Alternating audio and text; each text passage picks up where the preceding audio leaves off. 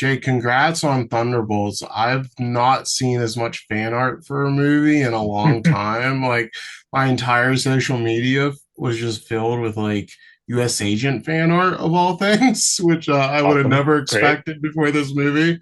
Great. And that Send it just all to shows Wyatt, you know? that like Thunderbolts really registered with people in a major way and then inspired people to create. What's been your takeaway from this fan audience that has even been like super passionate even for MCU standards? Um, Look, it's my first time, at a scale this big, so I don't have a frame of reference for it, but I think it is really, really nice when you see people connecting with the work and all this hard work that everyone put into it, and that it can have this life afterward, like in people's imaginations, and you remember being younger and the way you would kind of engage with movies where it would, if you're lucky enough that it sticks with some people and they want to create things around it, that again, that part of the way movies work is that, in the end, they are these kind of thin documents, it's 2 hours long, like it really depends upon, the magic of these actors that allow you to kind of imagine a deeper life and a world outside of the movie. And if we made something that makes people feel that way, then like that's a great feeling. And yeah, I've seen some of that. I like the Bob Lena art. Like I've seen some of those and I find that pretty fun. So yeah. Yeah, there's some really cute ones of those too. And Thunderbolts, like the characters, it's a real hodgepodge. You know, some characters like Bucky's obviously the most beloved prior to the film, and Yelena and Guardian were liked, but some other people like we hadn't seen a ton of Ghost. We didn't. Nobody really liked U.S. Agent because he was very villainous in his initial run. What was the biggest challenge in getting this really mixed bag of characters that had very different storylines and keeping them authentic to where they had been, but still making them win people over? Because I feel like everybody came out of this film, you know, enjoying all these characters more than they walked into the film. So like that has to be a major win there.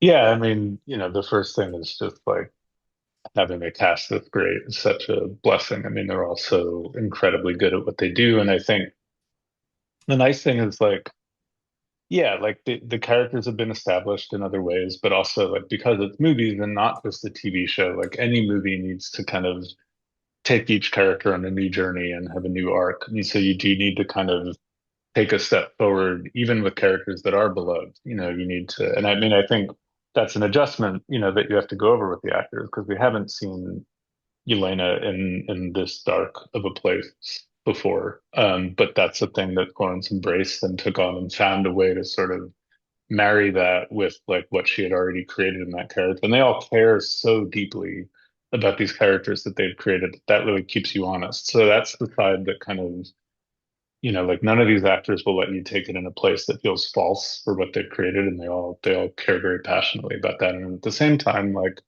once we all talked about what the story was going for and what it was trying to explore, they were also kind of open and excited to find a way to tie their characters into that and to bring those ideas to it. And like with US Agent, I mean that's for me that's just fun because Wyatt and I have been friends for a long time and worked together before. So there's just stuff that if you know these actors and you know that they have things that, one of the first conversations I had with everyone is just sort of, is there something that you want to show that you feel like you haven't gotten to yet? Is there a side to this character, something that you'd like to play?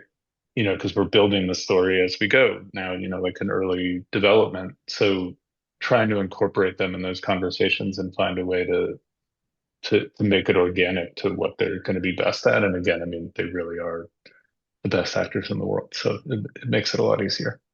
So I was so glad to see Lewis Pullman get this really breakthrough performance because I've been a huge fan of his, and I know from talking to him in the past that he brings so many ideas creatively to the character, and like it really takes a great actor because he wasn't originally supposed to be Bob to not just be in like Steven Yeun's shadow. So like, how was it collaborating with Lewis to really make Bob?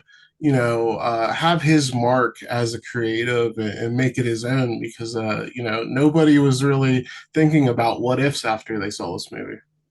Yeah. I mean, Lewis, I'm so grateful to him and the job that he did. And I mean, it really was a very fun collaboration because I mean, yeah, he was coming in, with like not a ton of time to prep and like really find it such a difficult task, right? To play all of these different sides of one character and make it feel integrated. And I think, you always, it has to become, the actor's part. You know what I mean? You have to work with who, it's never about like, well, this is what we designed and you just have to fit into it. It has to be like Lewis's version and his interpretation of what that character is. And he brought so much of himself and his own ideas to that part. And then he and I would just kind of go through every weekend. We'd have these fun little like mapping sessions where we would go through the week's work because we really tried to have it like define these ideas of like Bob and the Sentry side of it and Void side of it. And again, it's not like good and evil as much as sort of there's this kind of hubris and despair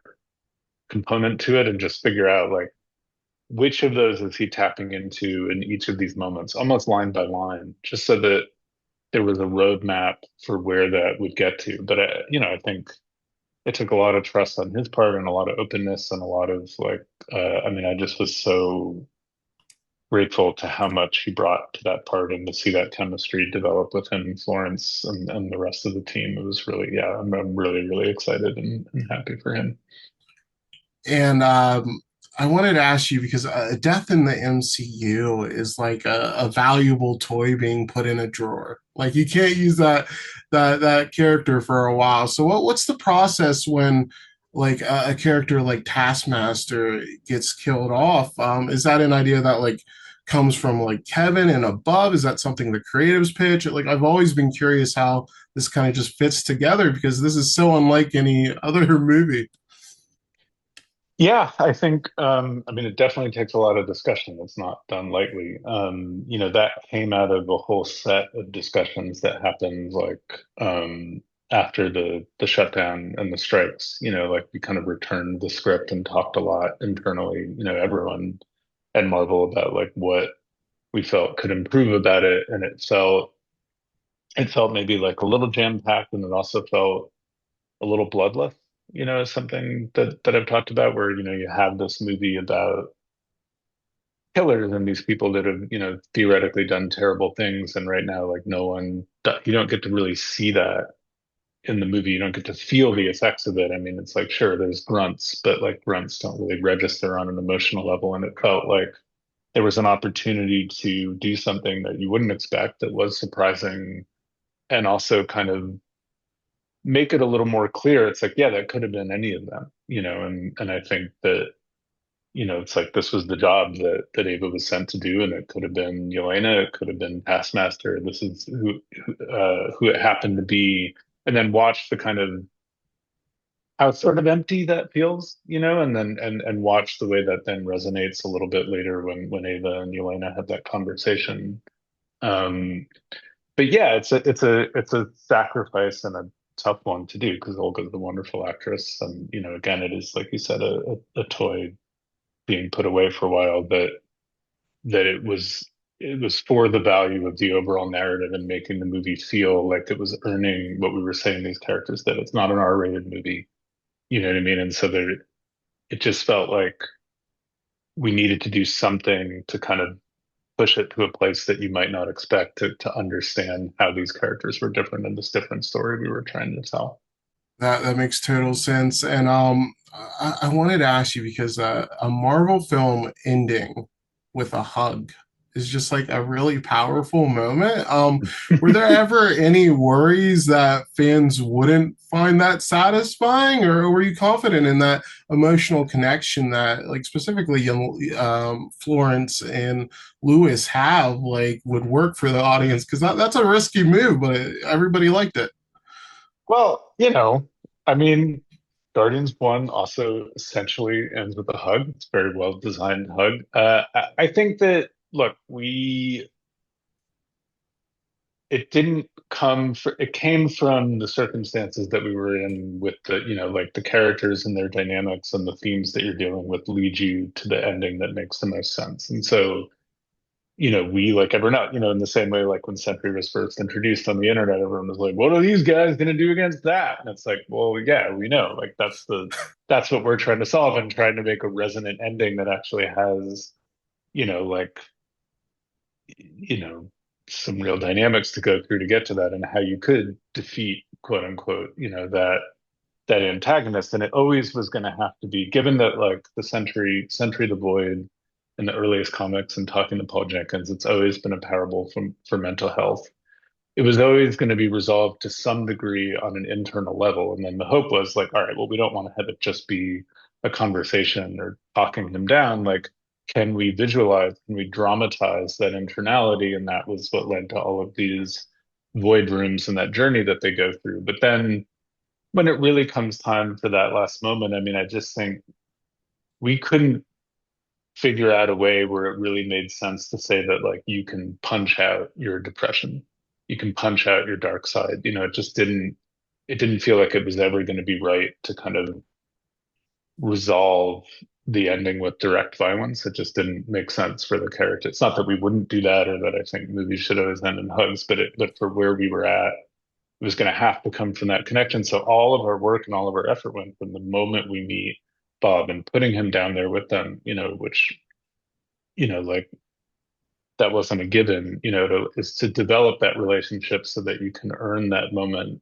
in a way that it feels like it's not. I will also say that it isn't meant to literally just be a hug. I mean, they're sort of pulling him back off of his dark self, and he's very strong, because he has these powers in this world, so it's meant to kind of like be a hug that is also like an active thing. But yeah, I think we really explored every corner of how that could end, and it always just came back to that as feeling the most resonant. I love that. And this is a really exciting time in the MCU. The X-Men are coming in the future. I know there's nothing to announce, but I would love to know what your personal history is with those characters. Like I fell in love with them through the old cartoon. I used to have the VHS. I would watch them a million times. Like, what's your history with the X-Men? I am only just knowing the way the internet works. I'm going to plead the fifth on this question, but just because things get, how it goes. But yeah, I'm so sorry. But yes. No, that's totally fair. Thank you so much for your time, Jake. And I really loved the film. So congrats on it. And I can't wait to see what you do next.